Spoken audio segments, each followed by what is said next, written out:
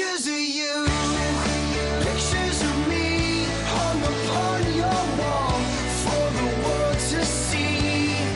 Pictures of you, pictures of me, remind us all of what we could have been. Pictures of you, pictures of me, hung upon your... Relive every moment true to life with True Capture technology.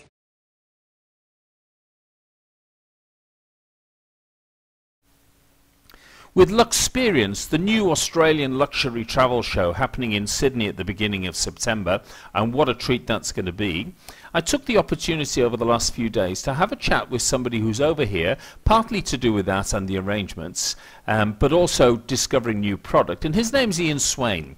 Now, Ian Swain founded Swain Tours in the USA in 1987, although he's an Aussie from the Gold Coast. As he says, he was born a true blue Aussie in Brisbane, actually. But he lives in Philadelphia, and he started Swain Tours because he had a passion for travel, for exploring, for learning new cultures and being in new places. He wanted to share his experiences and knowledge with his fellow travellers, and that's exactly what he did. So his passion and knowledge for travel flows through to his great team of travel professionals. But don't take it from me. Hear what Ian had to say when I had a chat with him. Now, this was done on Skype because I'm up on the Sunshine Coast and he was in the Park Heights in Sydney, and we couldn't actually work out to get together. But it was worth having a chat, not only about Swain Tours, but also about Luxperience. And he's in the discussion with me, with Rosemary Sama, who's the CEO of Luxperience, and she'll talk a little bit about Luxperience as well. So join me as I have a chat with Ian Swain of Swain Tours. Welcome to Australia. Now tell me a bit about your background. Where are you from originally? From Australia. And I moved over to the States 25 years ago to start up a company called Swain Australia Tours, which specialised in customising travels for Americans to come and see Australia and New Zealand. I married an American girl, and we worked out that Americans didn't have anyone really over in the States to tell them how to come down here and see this great country of ours, so I thought we'd go and do that. Brilliant. Well, look, I know you're in the Park Hyatt in Sydney at the moment, and I'm up in the Sunshine Coast. That's why we're doing this on Skype. So why don't you tell me a little bit about your overall perspective of the marketplace? And I'm particularly interested in it from a US perspective and the market from the US to Australia. I mean, we've had a lot of hype about Oprah Winfrey and all this sort of stuff, right? And yet we hear that Americans are still reticent to travel this pretty long distance to Australia. So tell me a bit about it from your perspective as a specialist on Australia in the USA. The mood over there in the States at the moment for the luxury traveller is very different to the general traveller. And we've seen that over the last 5 years change dramatically. And the luxury traveller has continued to travel, whereas the low-end traveller or the budget traveller or mass market traveller has curtailed their travelling to either within the States or to Mexico, the Caribbean, or the islands, etc. So, but we're actually seeing a resurgence now for Australia. In the last 3 years, we've had the Luxury Lodges of Australia start up. Yeah. And we've got 17, well now 18, I think, luxury lodges in Australia. And 10 years ago, we didn't have that. We only had less than a handful of luxury items. Mm. And now we've got a huge stable of luxury items that we can sell. So Australia's coming to the forefront right now in the American luxury travelers market mind. It's very easy to get them to come down here now than it was 2 years ago because we've got a myriad of things we can sell them. Sure. But is that because the more seasoned American traveller doesn't have an issue with the distance, whereas perhaps, and you know, that's the top end of the market, whereas the sort of more volume one is still going to go to the Caribbean or still going to go to Alaska or wherever he goes to? Well, that's certainly true.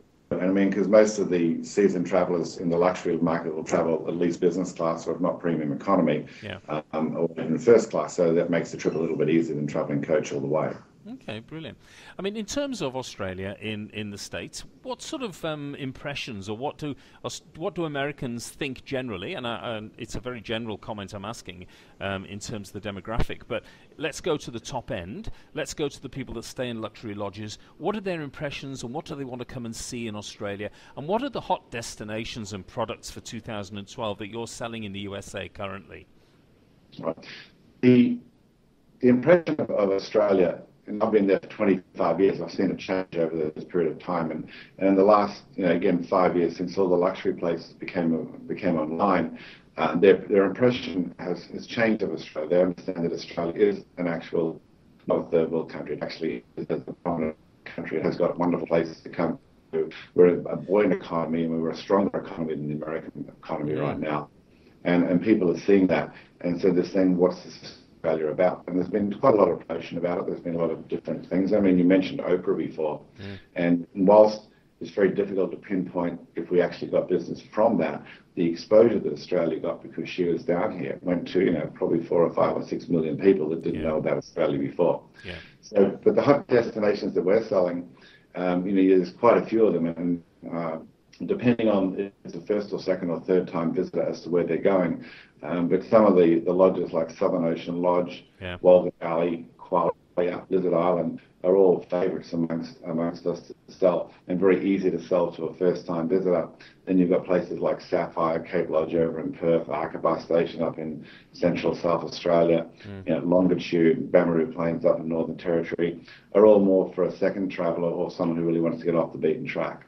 This year we've had tremendous growth of our business. The last couple of years have been fairly flat, but this year has changed completely, and the luxury traveller is on the move again, and Australia is right in their forefront, and we're not finding it hard to get people to call us and plan these trips. Isn't that amazing? Because if we were to believe these goddamn journalists like me, okay, you'd think that the USA was shut down, closed, nobody was travelling anywhere, and it was all depression and bad news. But you're telling me that there are people with money who are willing to travel long haul and spend a reasonable amount of money on luxury products. We just had our largest booking in the company's history last week.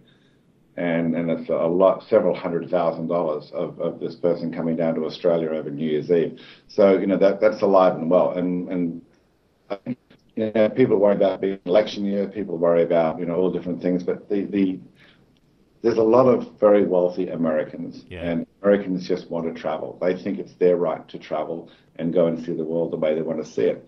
And now I think Australia's going to come into the forefront and really enjoy that, because we have got the products, we have got the service, we've got wonderful people down here who are going to entertain them and give them the hospitality that they expect. Yeah, and I think the other thing is, they're all trying to fulfil that wonderful movie called The Bucket List as well before they die. So it's a pretty good thing to do. Okay, you're a global traveller, Ian, and you're travelling around this world continuously and meeting amazing people, but you're still involved and passionate about the travel businesses. So what really inspires you in your business? And what about, as part of this experience, any things you can share with your recent travels, any fun stories? Sure. Well, I'm very passionate about my business. I love what I do, and I love travelling. And what inspires me is meeting similar or like-minded people to me who own businesses or own hotels or own properties or own products that actually can create wonderful experiences for me to enjoy and for other people to enjoy. And just yesterday I was in Queenstown in New Zealand, and at the end of a show, one of the guys came up and said, look, I've got this new product up in the highland, in the high country in the South Island. It's a four tented safari camp up there, which is remote from everywhere. You have to come in by helicopter. You want to come up with me and have a look at it. So, of course, I said yes, because I love helicopters. And little did I know, we took off and flew out over Lake Wakatipu, then over the mountains. We went up to some incredible waterfalls, just bring the rotors almost into the waterfalls. And we cruise out over to the ocean, and we land on this small rock called Cascade Rock. And we land on this rock. We have to get out of the helicopter. We have to sort of bend down to miss the rotor blades as we're getting off it. And then one of the brothers, Toby, takes the helicopter up. His brother, Matt, puts on a wetsuit over his clothes, so his jacket and everything, puts a wetsuit on, puts his scuba tank on. They lower a line down from the chopper. He pulls it up onto the line. They lift him off the rock and put him into the ocean. He goes down there for 20 minutes. He comes back up, and as the helicopter goes back and picks him up, he's gone down and picked up about half a dozen crayfish for us. So then we pick the crayfish up, put them in the chopper, we get back, and then we fly back over the land to Minaret Station, and these are these 4 tents. So it's just something incredible to do. I can imagine your fellow countrymen, or current countrymen in the States, being absolutely amazed by that. That's a real experience, isn't it? It is, and it's something we're going to be selling. And I just And this literally happened at the end of this trade show. So I'm expecting something similar at Luxperience. I mean, we're going to have these wonderful products down here to do that. But there's experiences all around the world that you can have. Yeah. And the beauty of having something like Luxperience come to here is going to highlight them and showcase them and show them for the world to see in a great setting. Yeah. So what you're telling me is that you expect Rosemary Sama to have a helicopter and to put on a wetsuit and go into the harbour to get half a dozen lobster or crayfish out the harbour for you. That's exactly what should happen. To me, that's the ultimate Luxperience event. Yes. Well, look, I'm looking forward very much to meeting you again at Luxperience. Now, the dates are 10 to 12 September. Fantastic. I knew you were there, Rosemary. I could hear you. So 10, 12 September. It's the most amazing luxury travel show in Australia and in the Southern Hemisphere. People like you, Ian, will be there, and a whole portfolio of other people. Rosemary, why don't you tell me quickly about how the arrangements are going? The arrangements are going fantastically well. We're very much into getting all of our suppliers on board, and Sean, our Director of Sales, is doing an amazing job.